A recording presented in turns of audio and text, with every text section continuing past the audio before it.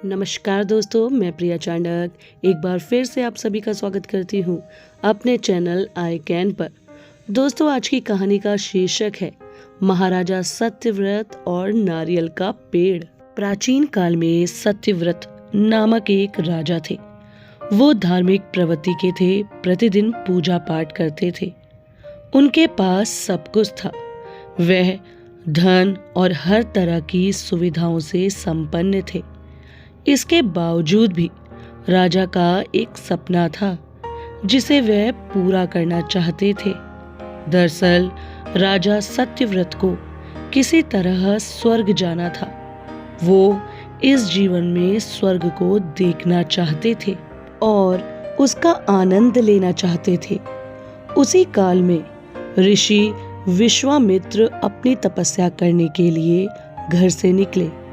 समय बीत गया लेकिन वह वापस नहीं आए, इसलिए उनका परिवार प्यास और भूख से तड़प रहा था।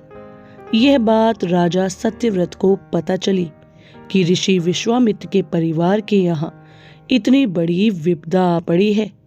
महाराज ने अविलंब ऋषि विश्वामित्र के यहाँ समुचित वस्तुएं भेजी और जब तक ऋषि विश्वामित्र नहीं आए तब तक देखभाल की। ऋषि विश्वामित्र कुछ समय बाद लौटे और अपने परिवार को कुशल देख बहुत खुश हुए। उनका प्रश्न था कि उनकी अनुपस्थिति में उनकी देखभाल किसने की। ऋषि के परिवार ने बताया कि राजा ने उनका ख्याल रखा। यह सुनते ही ऋषि विश्वामित्र राजमहल गए और राजा से मिले। वहां पहुंचते ही उन्होंने सबसे पहले महाराज को धन्यवाद दिया। राजा ने इस पर ऋषि से अपनी इच्छा पूरी करने का आशीर्वाद मांगा। राजा की बात सुनकर ऋषि विश्वामित्र ने कहा, महाराज, आपको क्या वरदान चाहिए?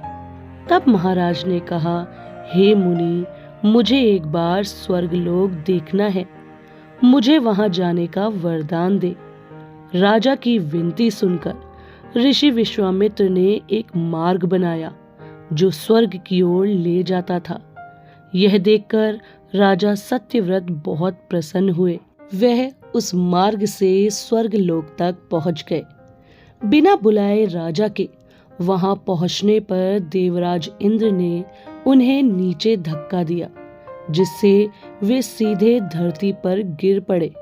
राजा सत्यव्रत को बहुत बुरा लगा और उन्होंने सारी घटना ऋषि विश्वामित्र को बताया। राजा की बात सुनकर ऋषि विश्वामित्र क्रोधित हो गए। वे तुरंत सभी देवताओं से संपर्क करके मिले और इस समस्या का समाधान निकाला। फिर राजा के लिए एक नया स्वर्ग बनाया गया ताकि किसी को परेशानी ना हो। नए स्वर्गलोक को पृथ्वी और देवताओं के स्वर्गलोक के बीचों बीच बनाया गया था।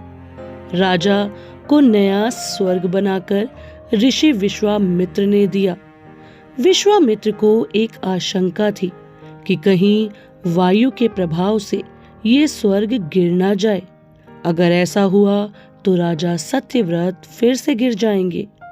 ऋषि विश्वामित्र ने बहुत सोच विचार करके एक समाधान सुझाया ताकि नवजात स्वर्ग को सहारा मिल सके। उन्होंने उसके नीचे एक बहुत लंबा खंबा लगाया। ऐसा कहा जाता है कि राजा सत्यव्रत की मृत्यु के बाद उनका सिर एक फल में बदल गया जो नारियल है, और स्वर्ग के नीचे लगा खंबा एक बड़े पेड़ के तने में बदल गया। इस खंबे को तब से नारियल का पेड़ कहा जाता है। नारियल का पेड़ इसीलिए इतना लंबा होता है। दोस्तों, इस कहानी से हमें यह सीख मिलती है कि हम अपने जीवन का हर सपना पूरा कर सकते हैं। बस सच्चे मन से कोशिश करने की जरूरत होती है।